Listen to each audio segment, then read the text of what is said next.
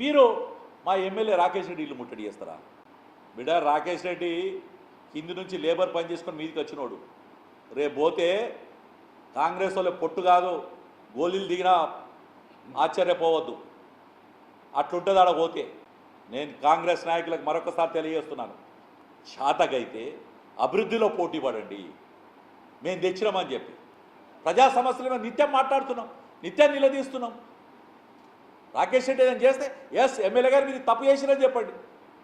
కానీ ఆయన నిజాయితీగా అభివృద్ధి దిక్కు ఒక దిక్కు ప్రయాణం చేస్తుంటే ఇలా మీరు మాట్లాడుతున్న మాట ఏ రకంగా పోతుంది అని అడుగుతున్నాను. రాకేష్ రెడ్డి ఒక్కడే కాదు, మా ధరంపూర్ అరవింద్ గారు కూడా నాకు చెప్పడం జరిగింది, యావత్తు భారతీయ జనతా పార్టీ రాకేష్ రెడ్డి ఎంబటి ఉంటుంది, ఇందూరు జిల్లా ప్రజలు ఎంబటి ఉంటున్నారు.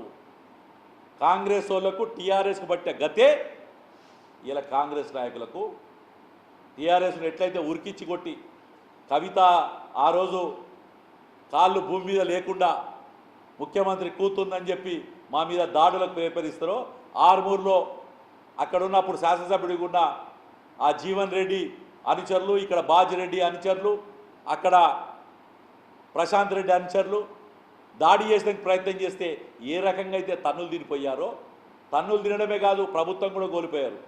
ఇలా రేపు గిట్ల ఏదైనా జరిగితే, సంఘటన జరిగితే దానికి బాధ్యత వహించాల్సింది ముఖ్యమంత్రి మహేష్ కుమార్ గౌడ్ ఇద్దరే అని చెప్తున్నాను ఇవాళ.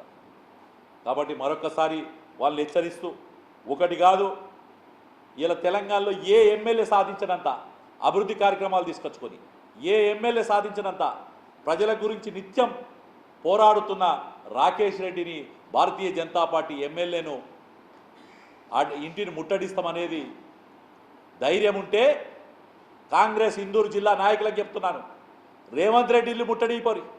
ఎయిర్పోర్ట్ రాలేదు మనకు, ఎయిర్పోర్ట్ దిక్కు లేదు మనకు. నిజాం సాగర్ కెనాళ్ళు, శ్రీరామ్ సాగర్ కెనాళ్ళు ఎండిపోతున్నాయి ఇవాళ. దాని గురించి పోటండి. ఈ outer ring road, bypass road, గీడ మాధవనగర్ బ్రిడ్జ్కు 9 కోట్ల రూపాయలు తెచ్చుకునే శాతగాని ఎమ్మెల్యేలున్నా, భూపతి రెడ్డి శాతగాని ఎమ్మెల్యే, సుదర్శన్ రెడ్డి ఆయనే ఇల్లు కట్టుకుంటున్నాడు, ఆయనకు శాతగాలే. అటు సారంగపూర్ ఏదైతే అరసపల్లి దగ్గర బ్రిడ్జ్ కడుతున్నారో దానికి ల్యాండ్ యాక్విజిషన్ చెయ్యరు.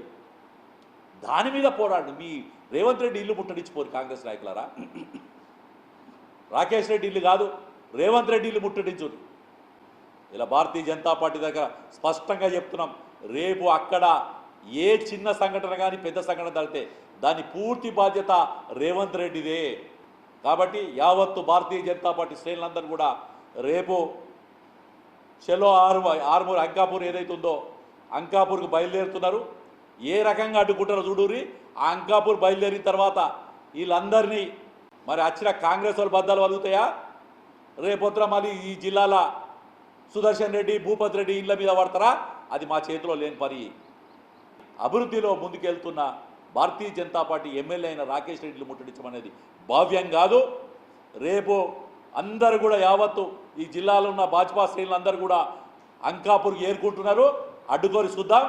ఆడగిట్లా అడ్డుకుంటే భూపతి రెడ్డి ఇల్లు, సుదర్శన్ రెడ్డి ఇల్లు రెండు కూడా టార్గెట్ అవుతాయి.